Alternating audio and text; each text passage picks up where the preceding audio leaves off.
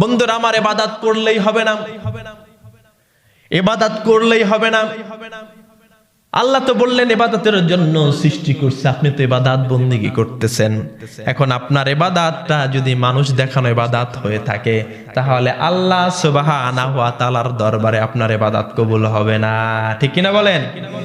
ইবাদত করলেন, কিন্তু সেই ইবাদতটা হলো মানুষ দেখানো ইবাদত, অথবা সে ইবাদত করলেন, সে ইবাদতের ভিতরে রয়েছে বেদাত, ইবাদতের ভিতরে রয়েছে কুফরি, ইবাদতের ভিতরে রয়েছে শিরক।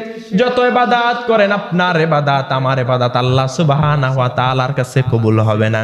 এইজন্য বন্ধুরা আমার, ইবাদত করতে হবে একনিষ্ঠ স্বচ্ছ ইবাদত, মনের ভিতরে একমাত্র যার ভয় থাকতে হবে, তিনি কে?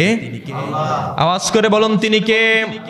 আল্লাহ তো সে কথাই বললেন, ওয়ামা উমিরু ইল্লা লিয়াবুদুল্লাহা মুখলিসিনা লাহুদ্দিন।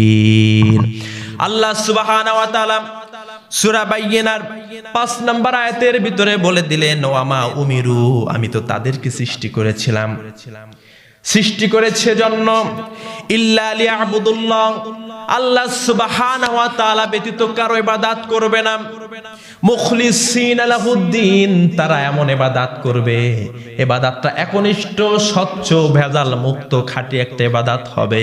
ইবাদতের ভিতরে কোনো রকমের শিরক, বেদাত, কুফর, মানুষ দেখানো কোনো রকম ইবাদত করা যাবে যাবে না। তাহলে ইবাদত সেটা হতে হবে একনিষ্ঠ, সেটা হতে হবে খাঁটি, ভেজাল মুক্ত। অনেক ইবাদত করলেন, কিন্তু ইবাদতের ভিতরে ভেজাল, সে ইবাদত দ্বারা কি নাজাত পাওয়া যাবে বলেন? আল্লাহর নবী বলেছেন, আখলিস দীনিকা ইয়াকফিকাল আমালুল কলিল, অনেক আমল করবা, অনেক নামাজ পড়বা, অনেক রোজা রাখবা, অনেকবার হজ করবা, অনেকবার যাকাত দিতে থাকবা, কিন্তু সেই ইবাদতের ভিতরে যদি খাঁটি না থাকে, একনিষ্ঠতা না থাকে, ভেজাল মুক্ত ইবাদত যদি না হয়, সে ইবাদত আল্লাহর দরবারে কবুল হবে না। কিন্তু আল্লাহর নবী বলেছেন, আখলিস দীনিকা ইয়াকফিকাল আমালুল কলিল, অল্প আমল যদি হয়, আর সে আমলটি যদি হয় খাঁটি, কিয়ামতের ময়দানে সে অল্প আমল দ্বারাই মুসলমানদের নাজাত হয়ে যাবে। সুবহানাল্লাহ বলেন। তাহলে আমল যদি অনেক হয়, আমল যদি খাঁটি না হয়, সে আমল দ্বারা নাজাত পাওয়া যাবে কি বলেন? যাবে? যাবে না।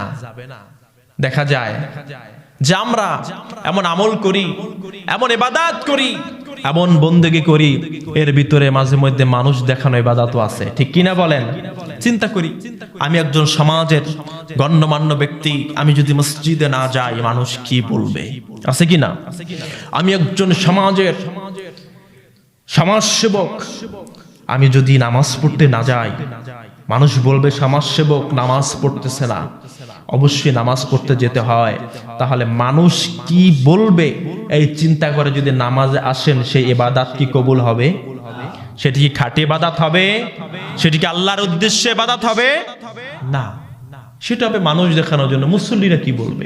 আমি একজন মসজিদের দায়িত্বশীল, আমি একজন মসজিদের সভাপতি, আমি মসজিদের সহসভাপতি, আমি কেশিয়ার, সেক্রেটারি, আমি সম্পাদক, প্রচার সম্পাদক, আমি যদি নামাজ না পড়ি, তাহলে মুসল্লিরা বলবে সভাপতি নামাজ পড়ে না, সেক্রেটারি নামাজ পড়ে না, কেশিয়ার নামাজ পড়ে না, সহসভাপতি নামাজ পড়ে না। মানুষ কি বলবে এই চিন্তাধারা যদি কোনো মানুষ করে, তাহলে তার ইবাদত খাঁটি আল্লাহর জন্য হলো না, সেটি হলো মানুষ দেখানো ইবাদত। তাহলে মানুষ দেখানো ইবাদত কিন্তু শিরক।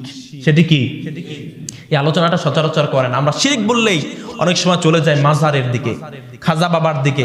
হ্যাঁ, সেটা তো শিরকে, সেটা তো আর বলা লাগে না, সেটা তো সরাসরি শিরক। যেটা সরাসরি দেখা যায় চোখে, সেটা তো আর বলা লাগে না।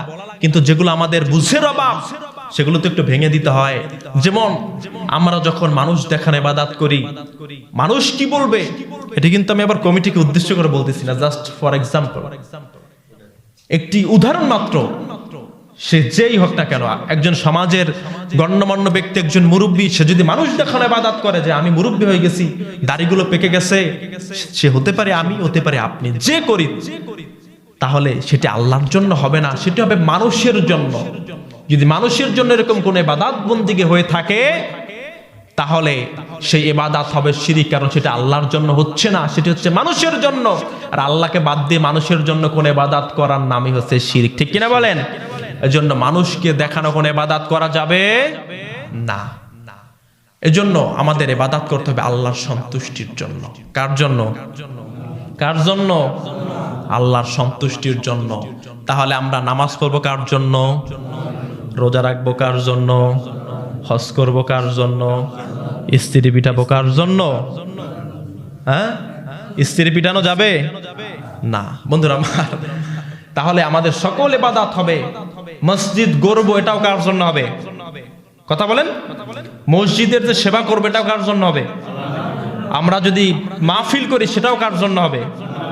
তাহলে মাহফিল করতে হবে নাকি ছাড়তে হবে? যদি মাহফিল না করি তাহলে মানুষ তো হেদায়েত শূন্য হয়ে যাবে। এমনি তো হেদায়েত নাই।